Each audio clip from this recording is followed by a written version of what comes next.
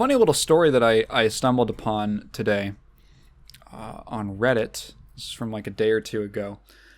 Apparently, I was not aware of this.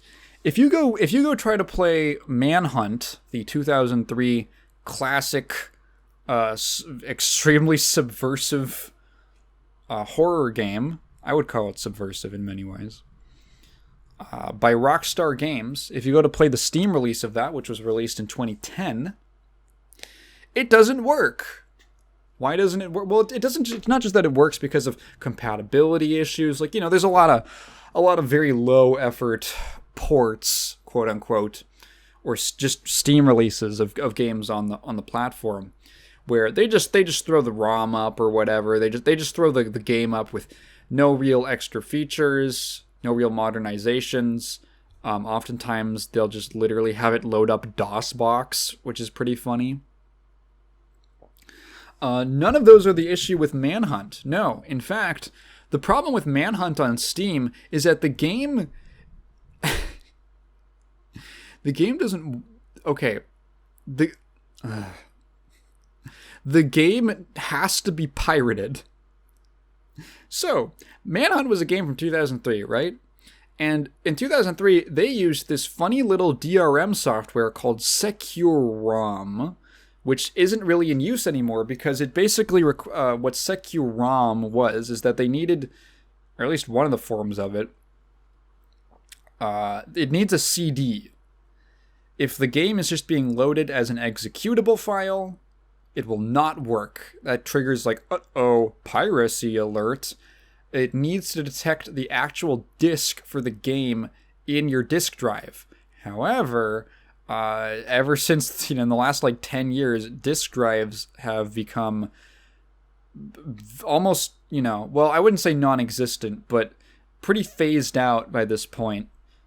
And most PC games, I mean, Christ, if you walk into GameStop, can you even find disc PC games? I don't think so. They're pretty much all just on online marketplaces. So this poses a problem for game re-releases that used SecuROM. Almost feel like saying Sekiro, but no, SecuROM. This poses a problem because it requires the developers to go back in and actually put time and effort into removing the DRM. Well, Rockstar didn't want to do this, so what they did is, like 4 days before the game was set to be released on Steam, a prolific game cracking group called, why is the name escaping? Jesus, smacked the heck out of my microphone. Razor 1911, a group called Razor 1911, uploaded a cracked version of the game with no DRM or anything like that. Nothing, none of that included. So you can just download it, and it worked tremendously. So Rockstar was like, uh-oh. Okay. So they basically just took... Actually, the timeline is really weird because it kind of implies... So Rockstar never actually went in and fixed the DRM issue for Manhunt. Yeah, no, I'm putting it together now. I thought I'd thought about this story enough to talk about it, but I guess I'm just a fucking idiot. What they did was they just threw up the Razor 1911 crack. They threw up the cracked DRM-free version of the game because it was easier. They were selling people a pirated version of the game. The difference being, of course, the no DRM. Well, they actually did this a couple times, namely with Midnight Club 2, and Max Payne 2. And they got caught doing this for Max Payne 2 on Steam, and they were so embarrassed that they removed the DRM, they removed the cracked versions and replaced it with the original executables. However, because of this, Manhunt, which was just this big sweeping change. Don't be selling people pirated copies of games. It's a bad PR. Manhunt has been broken on PC for like 10 years because of this.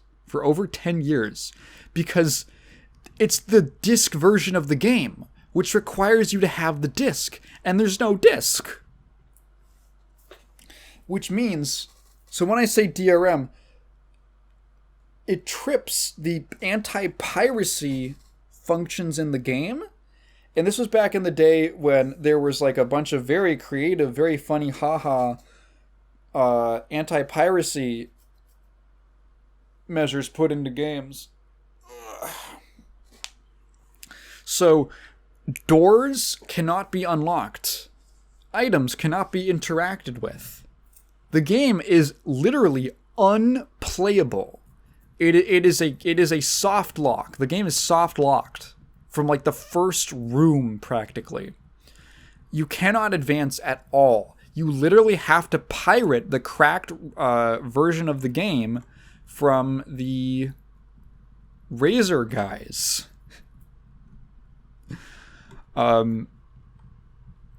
Which is absolutely absurd, and they've never done anything about this. And ironically, goes to show why piracy is a very necessary part of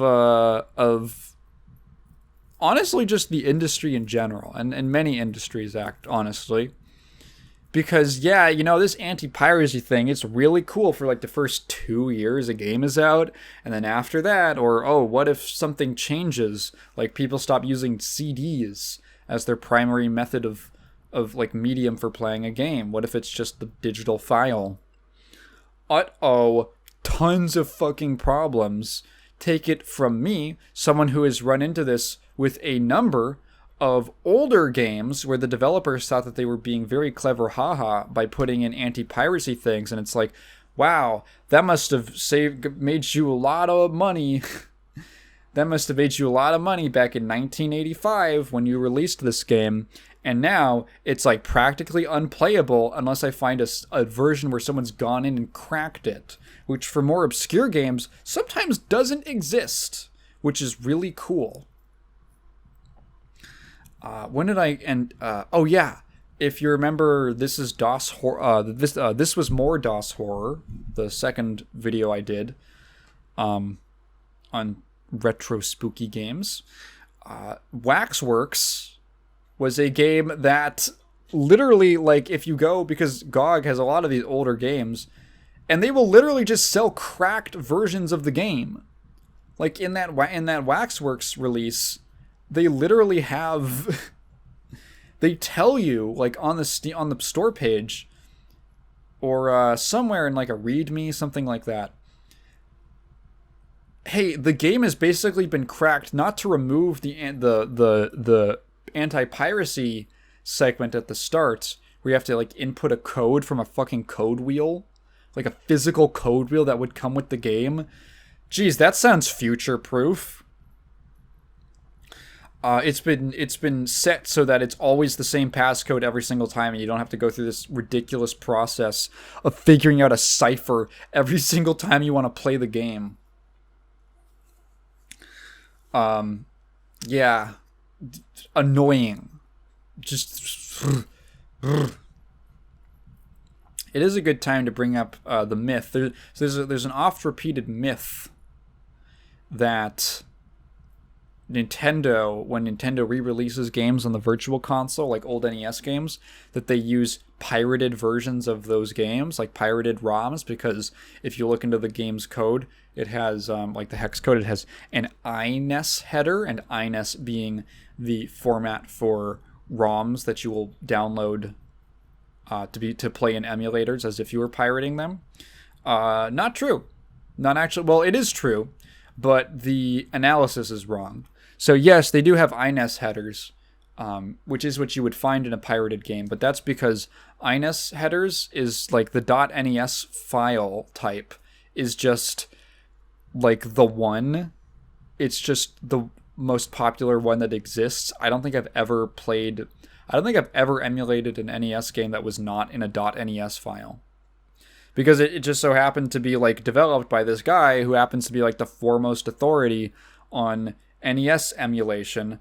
So now it is extremely ironic, right? It's extremely ironic that Nintendo, who famously hates emulators and pretends like they're illegal when they're not, and I don't think they are in any, at least not in America and not in Japan, I don't think, that they would just use an emulator with like an emulated file format. There is a shred of irony there, but no, the idea that Nintendo sells pirated games is not true.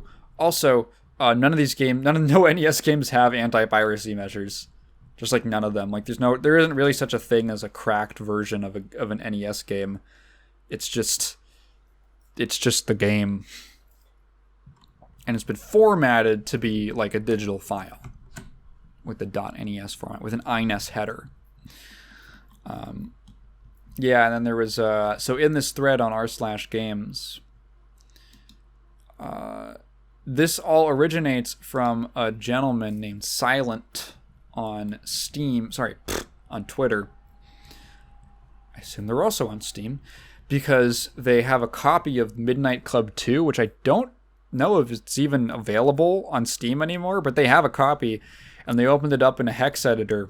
And they found that there is actually an unused executable called Test App, which is the cracked version of the game that Rockstar was initially using.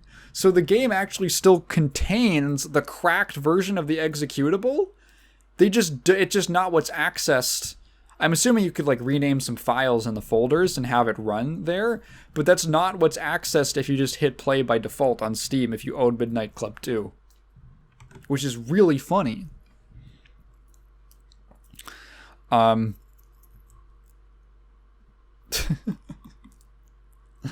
Apparently also Midnight Club 2 had some like crashing issues on Windows Vista.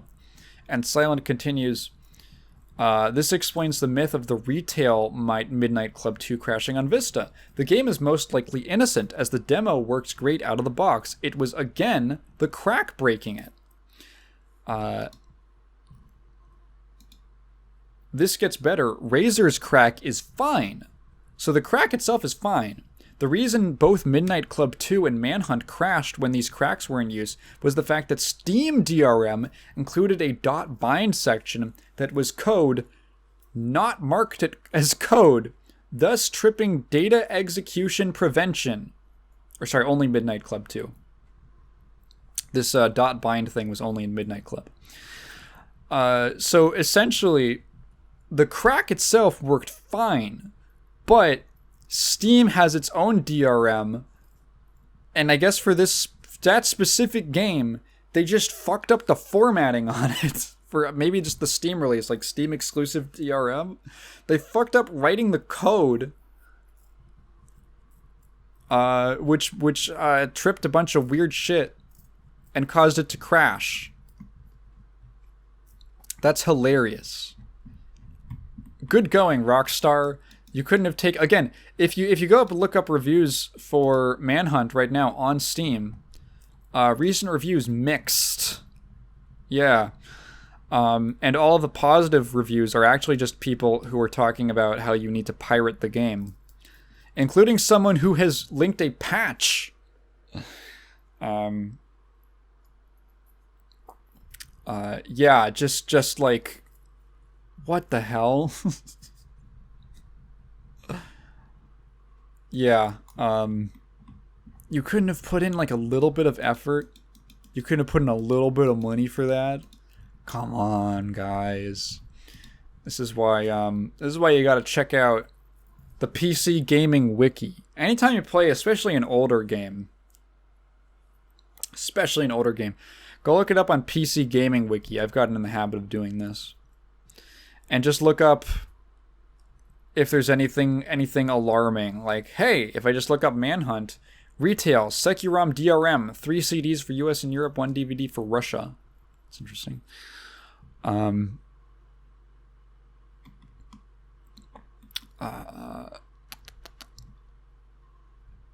it will tell you just known issues, and I think sometimes even linked to like community patches. Yeah. Just very useful technical wiki for stuff. Yeah, mods. Yeah, no, they'll just link Manhunt Fixer. There you go. So that's pretty funny. Good going, Rockstar.